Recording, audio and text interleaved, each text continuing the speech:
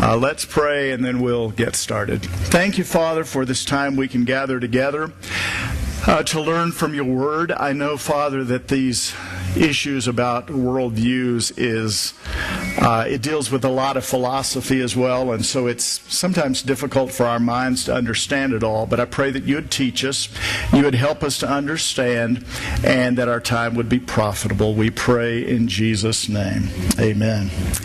Well, I want to remind you of these worldviews that I introduced one Sunday morning that are important to us. Not only important to us, but I hope you understand how important it is that we pass on to our children and grandchildren a proper worldview. Do you remember when we were kids, there were these blow-up clowns, and they were weighted, and you'd push, and they'd always come back up. I'm fearful that if we don't teach a proper worldview to our kids, they're going to get knocked down, but they're not going to get back up. And so we have a tremendous responsibility to do that. And that's why I want to go through these, and we've looked at the first one. First biblical worldview is that there is a God, and He is the all-powerful, all-knowing creator and ruler of the universe. What I did not cover in that was all of the issues of, creation and evolution. One of the reasons I didn't go into great detail about that is because it is such detail that just to present an hour of it wouldn't help us a whole lot. Also, I'm hoping that we can get the Answers in Genesis seminar here, and I think that would be far, far more helpful to you, and so we're going to be working on that. But last week we tried to deal with the issue, there is a God, and He's the all-powerful, all-knowing creator. Now tonight, a little more philosophical, but just as important, and if you can just get one thought from what I'm going to be presenting tonight, you'll get what I want you to know, but you're not going to probably understand it till we get to the end of this time. Absolute and unchanging moral truths exist because of the nature of God. The tendency would be for me to put absolute and unchanging moral truths exist because of God. But it's that word nature of God that we want to be talking about tonight. We'll get to that in a minute. Number 3, God has revealed Himself and His truth in the Bible, which is inerrant and accurate in all it teaches. Lord willing, we'll be talking about that next week. And then number 4, Satan is a real being created by God who opposes God's rule and His dominion over the world. Don't know how I'll get all of that into one time, but we'll try. Number 5, Jesus Christ was sent from God to live a sinless life and die and rise again for the sins of the world to reconcile men to God. Very simple issue to look at Jesus and who He was, but if He was not who He said He was, it doesn't matter what else we believe. And so we'll spend some time on that. And then number 6, salvation is a free gift of God and cannot be earned. In spite of that, most of the people out on the street, if you asked them how to be saved, how to go to heaven, they would talk about earning it. The only problem is it can't be earned. And so that's a very important issue for us to deal with. And then number 7, Christians have a responsibility to share truth with the world. That is not a politically correct thing to do anymore, you understand. Especially in a relativistic world. I mean, why should Christians go around telling other people what the truth is? Unless we really have the truth. And if we do, then what Jesus said about telling the world and giving us that great commission is an absolute necessity, which we'll be talking about. Now, this evening we're going to be talking about the truth, the whole truth, and nothing but the truth, so help you God. And unfortunately, we've moved to the point where people don't believe in God. They don't believe in truth. They certainly don't believe that we would be able to pass it on. And so that's why it's important for us tonight to move to this issue of the definition of truth and how it affects us. Okay? Definitions are extremely important. I thought you might appreciate some that I came across this week. Intoxication. The great feeling of getting a tax refund. The feeling lasts until you realize it was your money to start with. Yeah. I like this one. Boson. The substance surrounding stupid people that keeps them from understanding wisdom. The boson layer shows little signs of breaking down in the near future. You're not going to break it down by using your aerosol hairspray. Castration. That's a hard one to say. Spending money you don't have to buy things you don't need to impress people you don't like that leaves you financially impotent. Can we use a word like that in church? Anyway. Beelzebub. Satan in the form of a mosquito that gets into your bedroom at night and cannot be cast out. I especially remember that growing up in Texas. Caterpillar. The color you turn after discovering half a worm in the apple you are eating. Yeah. Well, we're talking about truth. It's not a funny definition. It is an important definition. Truth is fidelity to the original or standard. If you don't have an original and you don't have a standard, you really don't have truth. And that's the issue. I started to bring over my ruler, but I was afraid I would leave it here like I leave all my other stuff here, and then when I'd go looking for it, it wouldn't be around. But you think about it. I have a ruler that, I use to tell me what an inch is, what a foot is, and all of those things. I assume that your ruler will tell you the same. And my ruler says the same, and your ruler says the same because there is a standard, and they keep this standard, and they let us know what it is, and you can go check on what the standard is. The International Bureau of Weights and Measures, anybody speak French, is the Sèvres, France, I guess, has been there since the early 20s. That's where they keep the standards. For instance, you can go there. The standard kilogram is housed at the International Bureau of Weights and Standards. It's near Paris, Sèvres. And if you notice here, they've got it inside a bottle, inside a bottle, inside a bottle. I mean, they're trying to protect the standard. That's the only way that somebody doesn't come along in business and go, yeah, I'll put up your fence for you. I will charge you, such and such per foot. But then you discover their foot is only 8 inches according to your ruler. Does it make a difference to you? You better believe it does. Because when people move away from the standard, we have no way of communicating. We have every way of cheating. Again, unless there's a standard. Some of you, and I know Alan Dirks appreciates this because I think his watch is run by the atomic clock.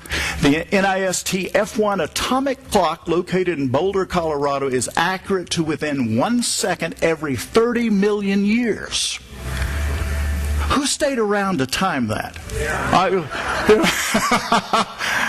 don't know. But at least there's some way to know, what our clock should be like. Now, I'm going to take you to a little history tonight. I am not a history buff.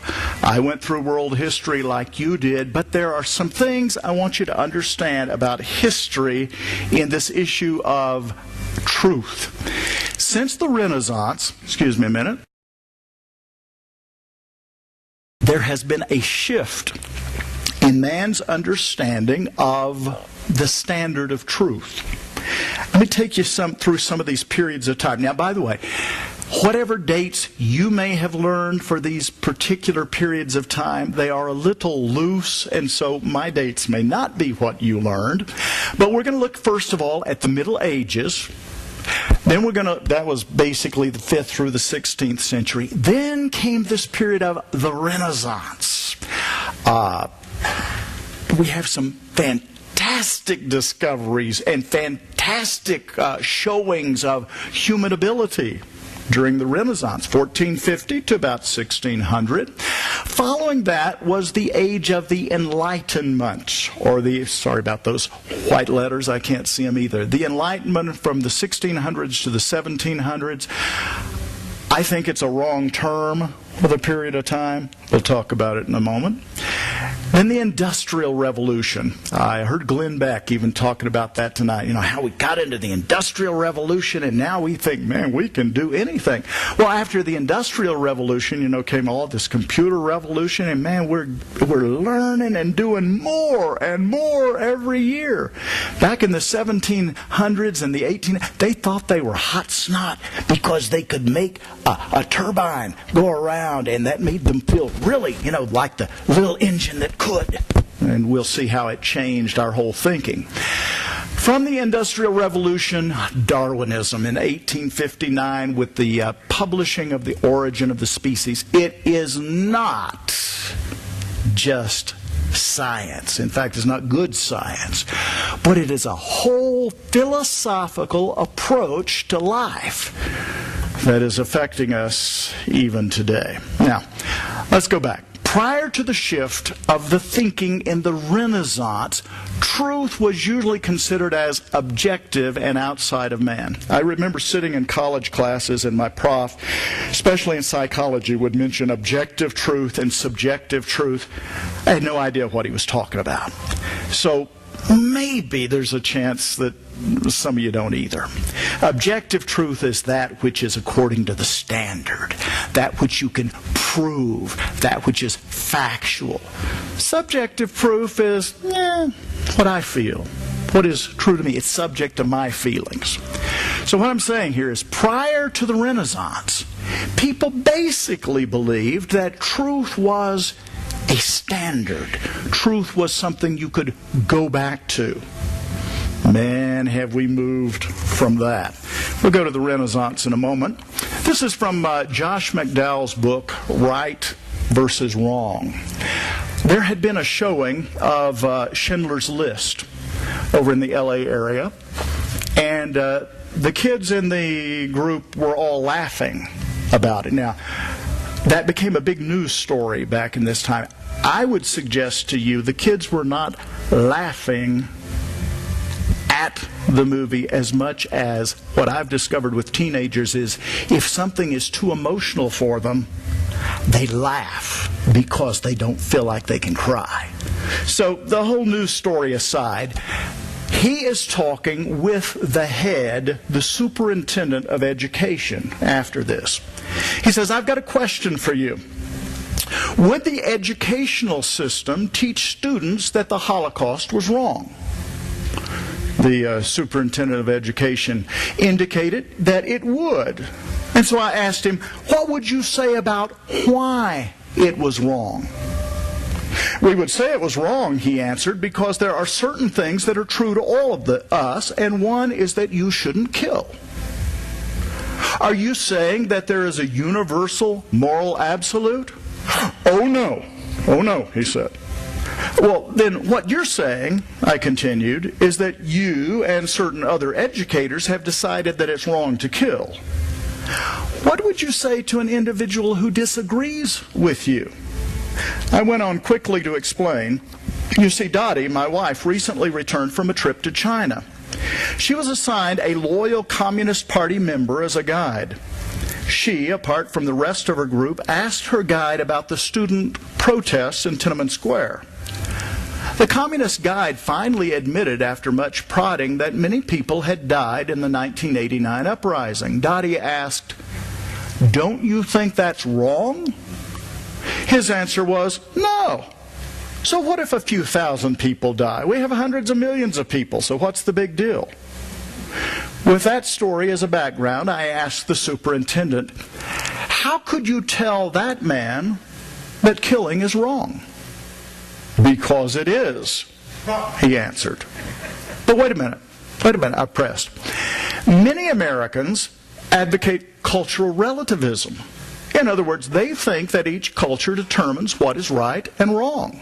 So how can we as a nation go to China and tell them that killing dissidents is wrong if their culture tells them it's right? Well, he offered, still grappling to answer my initial question, when two cultures come into conflict on morality, they go to war. We won the war with Germany, so that makes us right. Oh, then what you're saying is might makes right. Well, I guess so, he admitted. But you must understand that that's me speaking as an educator. My personal religious system and understanding of God would indicate a different answer. And McDowell says in conclusion here, you see, that man was struggling with the impossible challenge of trying to define truth and morality with no reference to the original. When we stray from the original, the nature and character of our Creator, and attempt to devise our own moral standards, the picture becomes indistinct and muddy. That's why so many parents, the National Education Association, and our public school systems, as well as our government and media, are failing so miserably at communicating right thinking and moral behavior because they are trying to do so without referring to the original. Now, it's a little philosophical when we talk about biblical worldviews to say something is right or something is wrong because of the nature of God. But that is the basis of it. If there is no God, that brings us to a totally different conclusion. So that's why I want to look at what the shift has been through history and try to go back to the original standard that we ought to have in God. So let's think just a moment here. The Renaissance. And you probably studied some of these writers and artists. Petrarch, Boccaccio, Giotto, Michelangelo. He was masterful. I can't remember if Michelangelo is the right one, but you know, when they were, didn't he do the Sistine Chapel? Yes.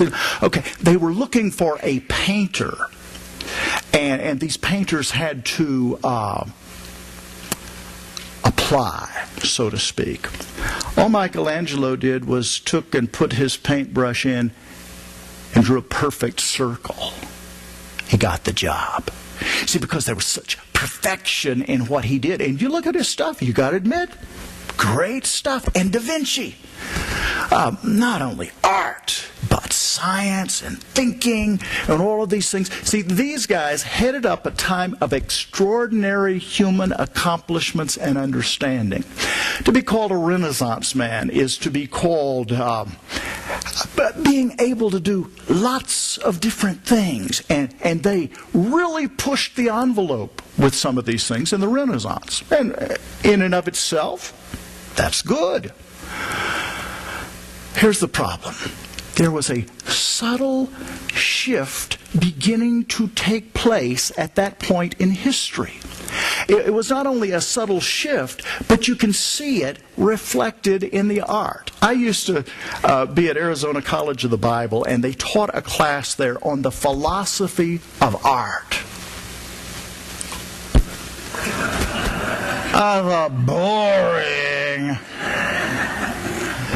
But when you look at it, and you see the shifts. I mean, all you have to do is look around us at the art, and you see what people think is important. Let me show you some of the art.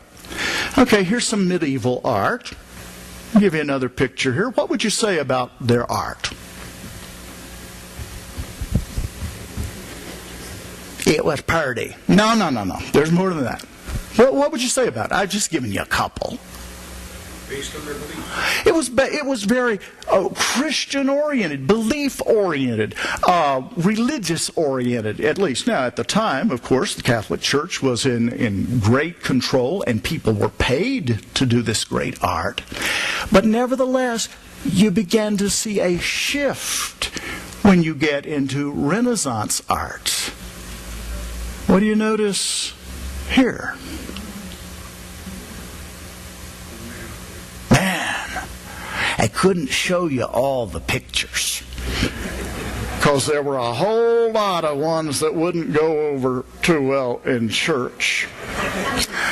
But there was a shift. Now, artists can paint whatever they want to. That's not the point. What you see is there's a shift from God being central to man being central. Now, the Renaissance itself wouldn't have had much effect if it had not been for the impact of the age of enlightenment, the age of reason.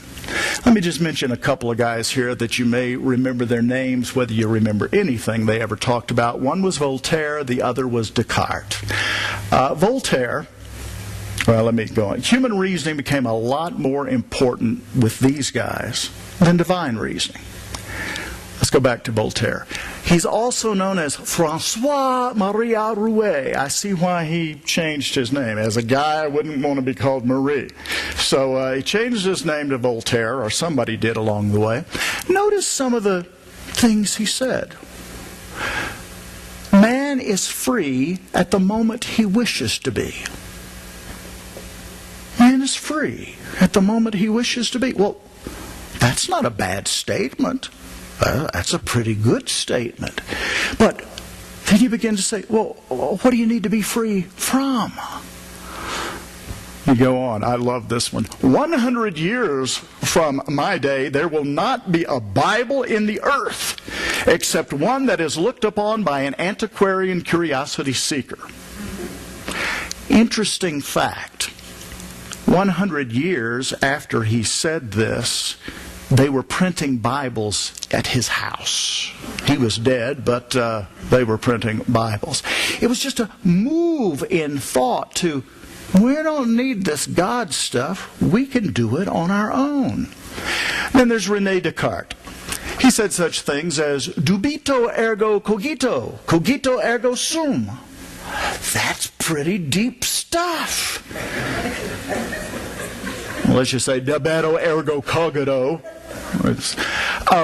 Dubito, I doubt, therefore I think. Cogito, I think, therefore I am. You can sound really intelligent if you learn these words. But there's truth in that. But what he was saying is, the fact that I can think as a man means I don't need anything else. He moves on a little in his reasoning. He says, if you would be a real seeker after truth, it's necessary that at least once in your life you doubt, as far as possible, all things. I don't even have anything wrong with a statement like that, as long as people start doing their homework to find out about their doubts. And then he said this. The two operations of our understanding are intuition and deduction, on which alone we have said we must rely in the acquisition of knowledge. What he was saying is, I alone, as a human being, make my own truth. I don't need you to tell me what truth is. I don't need the Bible to tell me what truth is. I can decide it on my own. Now, what's the problem with that? Think through this with me. If we all took this sort of approach to life, what kind of problems would it present? This is a real question. I expect you really to answer. Well, is there anything wrong with that? Standards, so that we know that there's a problem involved if standards are not uniform. Okay, what problem does that cause? Chaos. Absolutely, that is the end of a view like this. In fact, as we're going to see, if you take this particular view, which is the basic philosophical view of evolution, you can, I don't mind if you take that view, but you have to ask yourself, where will you end up with a view like that one? We'll get to it in just a moment. Let's move ahead here. The industrial age. This was the age in which we put some turbines together and man said, man, we can do anything. Man, look at how we've improved work and look at how we've made things go. And there is nothing wrong with man making engines. There is nothing wrong with man learning to do things.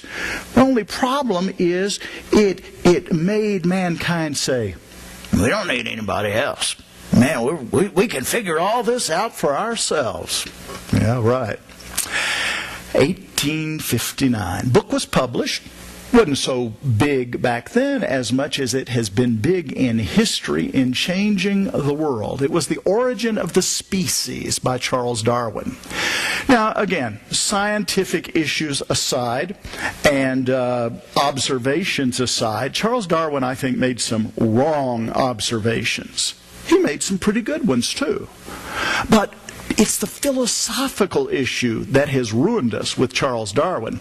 McDowell in his book says, Darwin's theories presented an alternative to a theistic, that is, an understanding from God, about understanding of origins. God was no longer needed to explain or understand how the world and man came to be. Now, in just thinking through this, I, as a person, would say, if indeed evolution is right, and if indeed we can explain things in our world scientifically and without God, if that's truth, I don't have any problem with it. My question is, number one, is that truth? And number two, if it were truth, what would it lead us to? That's where we're going with this thought. There are two truth models. As I mentioned before, there's the issue of objective truth, and then there's the issue of subjective truth. Objective truth is truth that is true according to a standard. By the way, even those of us who are adults who say to our teenage children, it's true because I said so, that's probably not as philosophical as we need to be. Because subjective truth is situational. When we say as parents, it's true because I say so, we're really not being objective, we're being subjective. Meaning that they can change when they get out of the house. So one truth to start with. You see, objective truth is truth that is defined by an infinite ideal. Subjective truth is truth that is defined by an individual's idea. You come home and you find your daughter in bed with her boyfriend, and you say to her, "It is wrong." And she says, "Why?" "Oh, it just is. Everybody knows it is." She says, "I don't know that." See, subjective truth has a real problem because it can't really be passed on. It is what I feel at the moment for this situation, and you can say it as a parent. You just can't necessarily back it up. What we're looking for, if we're going to really get a biblical worldview, is something that always holds to the standard, if indeed there is one. And I believe there is. C.S. Lewis, I'm going to go back to his quote. I used it last week, but it's good enough to use again. He says, whenever you find a man who says he does not believe in a real right and wrong, you'll find the same man going back on this a moment later. He may break his promise to you, but if you try breaking one to him, he will be complaining, "It's not fair," before you can say Jack Robinson. It seems then we are forced to believe in a real right and wrong. People may sometimes be mistaken about them, that is, what is right and wrong, just as people sometimes get their sums wrong. But they are not a matter of mere taste and opinion any more than the multiplication table. It doesn't matter whether you care that 2 times 2 is 4. It is because there is a standard, not just because you like it or dislike it. So it's that standard we're talking about. There is a God, number one. Number two, absolute and unchanging moral truth exists because of, and here's where I want you to put the emphasis tonight, because of the nature of God. Not just because He is, but because of who He is. Now, Proverbs chapter 1, verse 1. The fear of the Lord is the beginning of knowledge. Fools despise wisdom and instruction. If there is a God, what the writer of the Proverbs was saying is absolutely true. If indeed there is a standard, I would do well to base everything on that. I particularly like the way the Message paraphrase translates this or paraphrases it. Start with God. The first step in learning is bowing down to God. Only fools thumb their noses at such wisdom and learning. Folks, you got two basic issues. There's not a God. There's a God.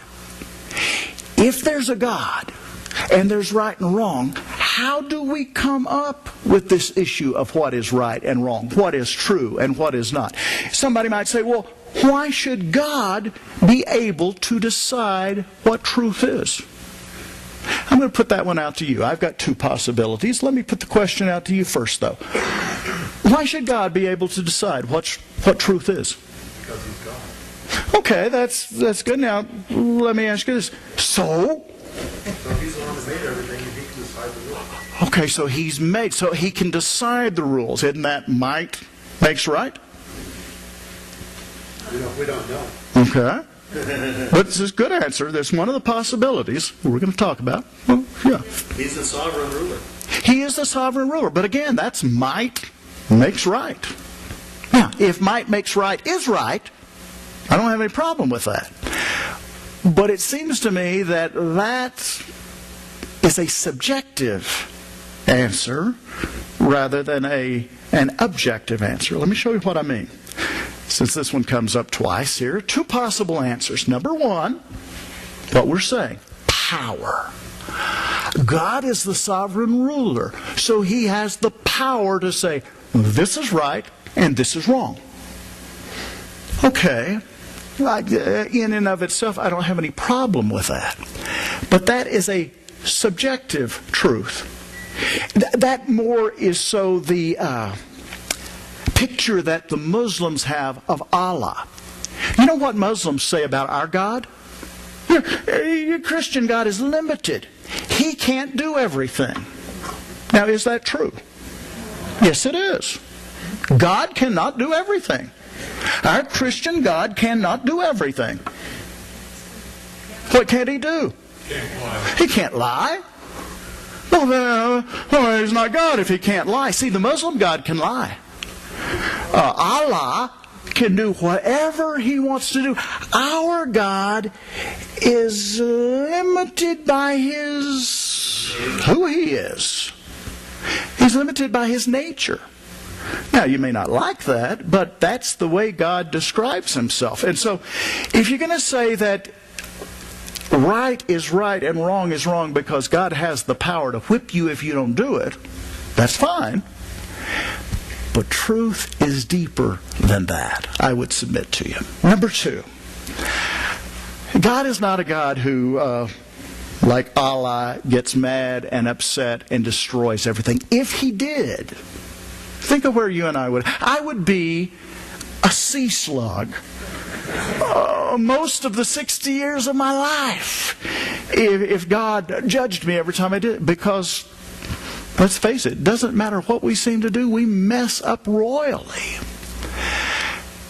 But God says right is right and wrong is wrong. I would suggest because He is the pattern. It goes to who He is, not just what He says. Now, does He have the right to say it? Yes. Is He powerful? Yes. But the pattern is the issue. Do you like it when somebody says to you, don't do as I do, do as I say? How do you feel when somebody says that? How did you feel as a teenager when your parents told you that? Right. Don't do as I do, do as I say. Hypocrite, phony, Pharisee. But when somebody says to you, like the Apostle Paul, you follow me as I follow Christ. Now, there's a problem with that. And that is, you better do the right thing. What I'm saying about God is, He always does the right thing. He doesn't just always tell you how He wants things. He is in and of Himself the right thing. God does not make right. He is right. Now, I told you, this is pretty philosophical this evening, but it's very important that you understand that. When God gave out the Ten Commandments, let's see what you know about the Ten Commandments. There was a division in the Ten Commandments of 4 and 6. What did the 4 commandments deal with? First 4 commandments deal with your relationship with God. What did the second 4 deal with? Your relationship with man. Now, who is God to tell me these things about how to respond to Him and how to respond to my fellow man? Well, I'll tell you who He is. When God says no, thou shalt not, His no's are His nature. It's not He just feels good one day and says do this, and He feels bad another day and says, no, the very nature of who He is dictates what is right and what is wrong. That's why when God says, and I'll come to this conclusion in a minute, no adultery, He is faithful. The whole Old Testament shows how faithful He is to His people who turn their back on Him. When He says, don't murder, by the way, thou shalt not kill is not the word kill, it's the word thou shalt not murder. He's the very source of life. He is also the one who takes life. It's within His nature as God to do both, but it is not within ours. That's why God dictates when life can be taken and when it cannot be. But murder, always wrong. So the whole issue is what God says, which is right and wrong, is who He is. You may not like who He is, but I have to tell you, anybody who is that pure and that loving and that faithful and how could you not like a Heavenly Father who not only tells you don't do something, but He Himself is the very model of what He says. So here's my... Yes, Dennis. I understand the first part is about God, and the second part, which is what I would call the third part, is about man. Mm-hmm. But verse 8 is a pivotal point. It talks about the connection card. Read it to us. Remember the Sabbath. Remember the Sabbath.